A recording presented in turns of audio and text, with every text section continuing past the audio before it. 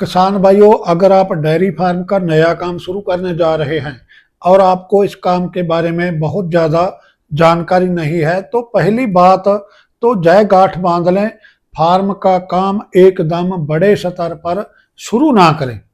4-5 भैंसों से काम शुरू करें ताकि काम के बारे में तजर्बा हो जाए और किसी आर्थिक नुकसान का सामना ना करना पड़े। जैसे जैसे आगे तजर्बा बढ़ता जाता है, हम फार्म को बड़े स्तर पर ले जा सकते हैं। 5 भैंसों के फार्म से हमें क्या कुछ बच सकता है, कितनी कमाई हो सकती है, कितने के खर्चे होंगे, कौन कौन सी चीज़ों पर खर्च होंगे, इसके बारे में हम इस वीडियो में आपके साथ बातचीत करेंगे। सबसे पहले हमें खर्च के बारे में पता होना चाहिए। आमदनी का ठीक हिसाब फिर ही लगाया जा सकता है यदि हमें खर्च का पूरा पता हो। तो हर एक खर्च जोड़ेंगे। 5 भैंसों के ऊपर अपना 1 साल का कितना खर्च आता है, कितने रुपए का दूध बिकता है और कितनी आमदन हमारे पास सारे खर्च निकाल कर होगी, पूरी डिटेल में हम बातचीत करेंगे। सबसे पहले तो सभी किसान दोस्तों को सत श्री अकाल, नमस्कार। दोस्तों, अगर चैनल पर नए आए हो तो चैनल को सब्सक्राइब कर सकते हैं। नोटिफिकेशन के लिए बेल वाला आइकन जरूर प्रेस कर लें ताकि आने वाली नई वीडियो के बारे में जानकारी मिल सके। दोस्तों, वीडियो को लाइक जरूर कर दिया करें ताकि काम करने का हौसला मिल सके। तो खर्च की शुरुआत करते हैं, क्या क्या खर्च आएगा। सबसे पहले हरे चारे की बात कर लेते हैं। गांव में रहते हुए अगर घर की जमीन है तो ठीक है, नहीं तो हमें 5 भैंसों के लिए 1 एकड़ जमीन लीज पर लेनी होगी, ठेके पर लेनी होगी, जिसमें हम पूरे साल का हरा चारा उगा सकते हैं। तो इसी तरीके से ही हरा चारा हमें सस्ता मिलेगा। तो 1 किले के लिए, 1 एकड़ के लिए हम ठेका यदि सोचकर चलें तो लगभग 80,000 में हमें ठेके पर जमीन मिलेगी। ठेका इससे ज्यादा भी हो सकता है, कहीं पर ठेका कम भी हो सकता है, लेकिन हम औसत एक दरमियाना ठेका मानकर चलते हैं। औसत ठेका मान लेते हैं तो 80,000 रुपये हम ठेके पर खर्च करेंगे। हरे चारे की बीज बुआई के ऊपर भी खर्च आता है, बहाई का खर्च आएगा, जुताई का खर्च आता है, बीज या कोई और खाद वगैरह भी हमें डालनी पड़ती है हरे चारे में। तो 20,000 रुपये का अपना और खर्च आ सकता है। तो फिर हरे चारे पर हमारा पूरे साल का जो खर्च हो गया वो 1 लाख रुपए हमारा खर्चा आ गया। फिर हमें 5 भैंसों के लिए भूसे की जरूरत है। 5 भैंसों के लिए 15 ट्रॉली भूसे की जरूरत है। भूसे का जो रेट ट्रॉली का आजकल चलता है वो 3,000 से लेकर 3500 रुपए के बीच चलता है। हम 4,000 रुपए मानकर चलते हैं। 1 ट्रॉली का 4,000 हमारा खर्च हो जाएगा। हो सकता है रेट आगे चलकर बढ़ भी जाए, रेट कम भी हो सकते हैं, कहीं पर ज्यादा रेट भी हो सकता है, लेकिन ज्यादातर इसी के आसपास रेट घूमते हैं। तो 15 ट्रॉली पर हमारा खर्च आएगा 60,000 रुपए। आगे बात आती है पशुओं को दाने की या बंड की, जिसे पशु आहार भी हम बोलते हैं। वो हम अगर घर में तैयार करें तो 32 रुपए किलो में बड़ा अच्छी क्वालिटी का फीड हमें मिलेगा। तो जो बाजार में भी फीड मिलते हैं वो 30 रुपए भी मिलता है, 28 रुपए भी मिलता है, 32 भी मिलता है, 35 रुपए भी किलो फीड मिलता है। तो हम 32 रुपए किलो मान चलते हैं। तो एक भैंस को 5 किलो फीड हमें देनी होगी।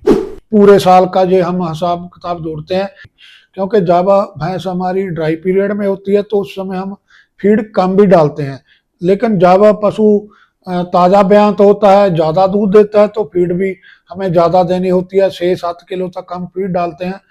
तो 5 किलो फीड हम एक भैंस को मानकर चलते हैं। तो 5 भैंसों की एक दिन की फीड 25 किलो हो जाती है। 32 रुपए किलो के हिसाब से 25 किलो फीड के 800 रुपए बन जाते हैं। तो पूरे साल की फीड 2,92,000 रुपए हमारे फीड पर खर्च आ जाएंगे। भैंस हमारी बीमार भी हो सकती है, नए दूध वाला टीका भी हमें लगवाना पड़ता है, डॉक्टर को बुलाना पड़ता है, और भी कोई प्रॉब्लम आ जाती है तो डॉक्टर की फीस हम मानकर चलते हैं 6,000 रुपए एक पशु के। तो 30,000 रुपए हमारा खर्चा 5 पशुओं पर मेडिकल पर आ जाता है। तो हम 30,000 रुपए मानकर चलते हैं, हमारा डॉक्टरी खर्चा आ जाएगा। 20,000 रुपए हम कोई और फुटकल खर्च लगा लें, जिसमें कोई ना कोई टूट फूट हो जाती है, कोई और चीज की जरूरत पड़ जाती है, तो फुटकल खर्च हम मानकर चलते हैं 20,000 रुपए हमारा खर्च आ जाएगा। 5 भैंसों को संभालने के लिए हमें किसी मजदूर की जरूरत नहीं है, यह काम हम खुद कर सकते हैं, फिर ही हमें इस काम में कुछ फायदा है। जैसे जैसे बड़े स्तर पर फार्म जाता है उस तरह लेबर रखनी पड़ सकती है, तो फिर लेबर के खर्चे भी बीच से ही निकल आते हैं। छोटे स्तर पर हमें लेबर रखने की कोई जरूरत नहीं होती, तो इतना काम हम खुद कर सकते हैं। अगर हम बाजार में जा किसी प्राइवेट कोई नौकरी करें तो भी हमें अपना काम खुद ही करना पड़ता है, वहां पर हम कोई नौकर नहीं रखते। तो ये काम हमें अपना खुद करने में ही फायदा है, लेबर का इसमें हमने कोई पैसा नहीं जोड़ा। तो जय सारे खर्चे हम जोड़कर देखते हैं कितने रुपए बनते हैं। जब हम इन सारे खर्चों को जोड़ते हैं तो जय सारे खर्चे 5 लाख और 2,000 रुपये बन जाते हैं।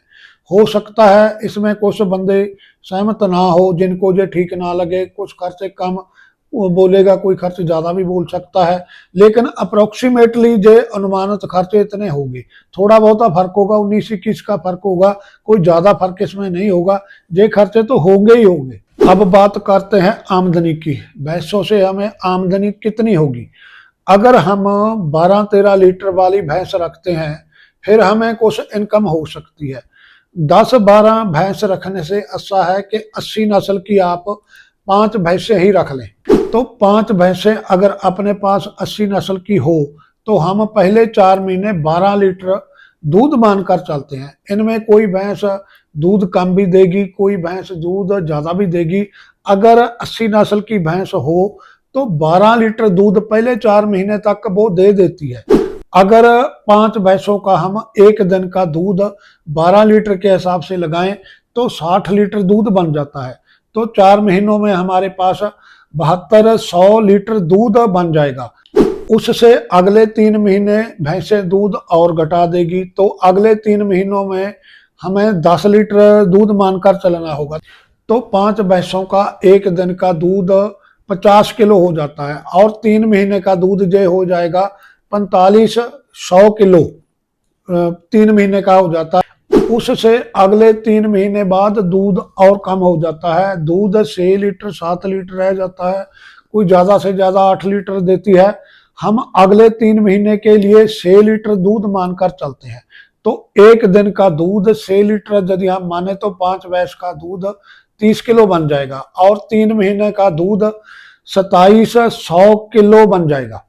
उससे अगले 2 महीने हम ड्राई पीरियड में मान लेते हैं, क्योंकि भैंसें सारा साल तो दूध नहीं देती।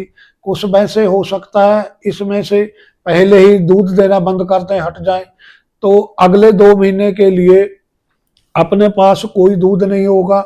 तो इसमें इस तरह होता है कि 5 भैंसों में से 2 या 3 भैंसें दूध देती रहती हैं, 2-3 भैंसें दूध से हट जाती हैं, तो पूरा साल सर्कल चलता रहता है। यह नहीं होता कि एक वक्त में ही सारी भैंसें दूध दें और एक वक्त में ही सारी भैंसें दूध से हट जाएं, तो सर्कल चलता रहता है। तो अपने पास पूरे साल का भैंसों का जो टोटल दूध है, जिसमें पहले 4 महीने में 7200 किलो दूध हो गया, उससे अगले 3 महीने में 4500 किलो दूध हो गया, उससे अगले 3 महीने में 2700 किलो दूध आ जाता है। इसका जो पूरा कुल जोड़ होगा, टोटल हो जाता है, वो 14,400 किलो दूध बनता है।